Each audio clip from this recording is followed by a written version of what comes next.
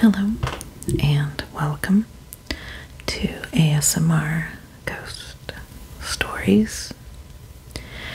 If you enjoy the paranormal, welcome. All my stories are told either soft spoken or whispered. So before you put on your headphones, go ahead and hit that subscribe button and like this video so I know that you are enjoying it, and also hit the notification bell because I do upload twice a week on Mondays and Thursdays. So sit back, relax, get a little scared and listen closely, because this audio I should say, is going to be whispered. We all love a good ghost story, but nobody knew better than the Victorians that terror sells tickets. In the early 20th century, the darker episodes of palace history were retold for enjoyable chills, and ghostly legends grew until visitors expected an ectoplasmic encounter around every corner. But is there more to the faked up photos and spooky sightings than we like to think? Restless Royals, the best-selling postcards at Hampton Court in the early 1900s, were of specters in historic spaces. With these faked up double exposed photographs offered as spine tingling proof, stories persist today that at least two of Henry VIII's wives haunt Hampton Court Palace.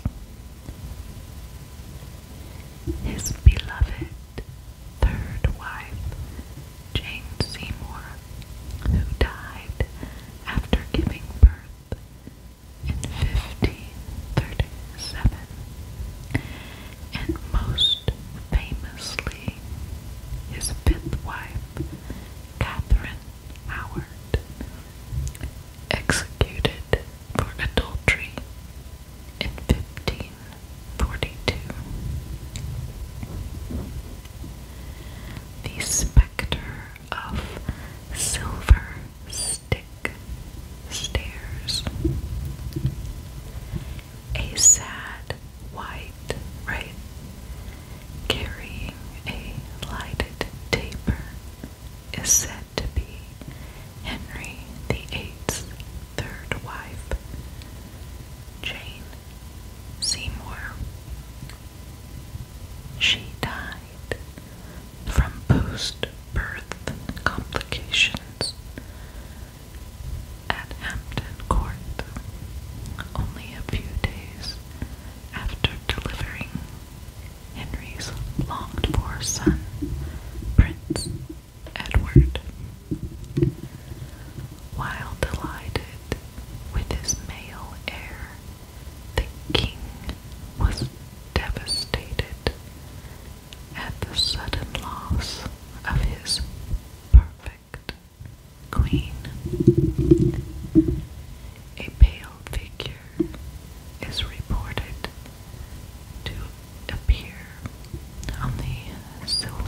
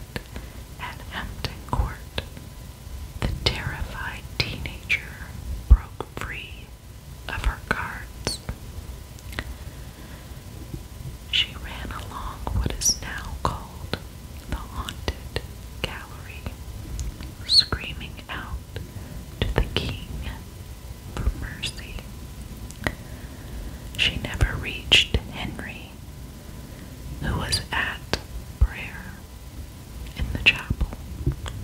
Guards dragged her away, and she never saw Henry again.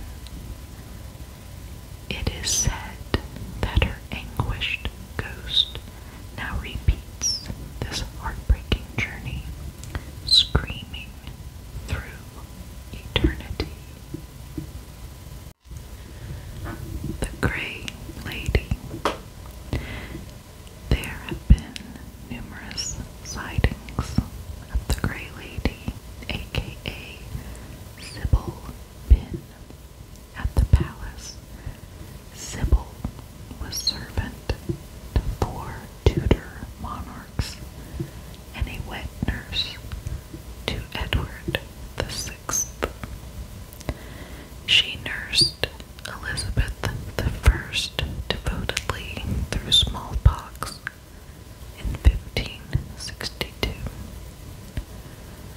The Queen recovered, but poor Sybil got the pox and died soon afterwards. And did you know Sybil was buried in nearby Hampton Church, as befitted her role as loyal family servant? I don't know if you can hear it out there, but we're having a nice thunderstorm. It's completely befitting to today doing a story. It's relaxing and a little bit creepy, but I like it. Let's continue as I digress. Spinning wheel. Sybil's tomb was disturbed when the church was renovated in 1829, and shortly after this, stories began to spread of a gray lady seen to walk the corridors of the state apartments and clock court at the palace. Sybil is also linked to mysterious spinning wheel noises that were said to come from behind a wall in a Grace and Favor apartment. Legend has it that when the wall was removed, an old, much used spinning wheel was discovered.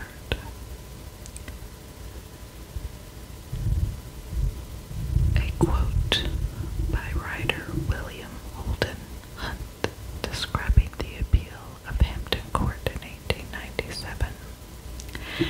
Quote, "A world invisible or half known, where imagination and tradition vie in bringing forth strange noises and mysterious presences." Strange sensations. In May 2000, the noted psychologist Richard Wiseman conducted an experiment at Hampton Court to investigate whether ghosts really were all in the mind.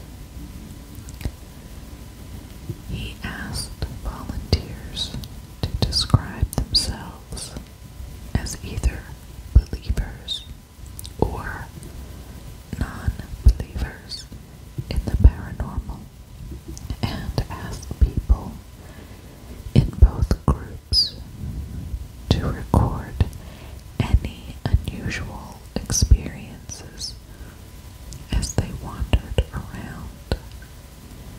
As you might expect, believers reported more spooky sensations overall. But interestingly, many participants recorded more unusual incidents in the same places. The haunted gallery and the Georgian rooms, whether or not they knew about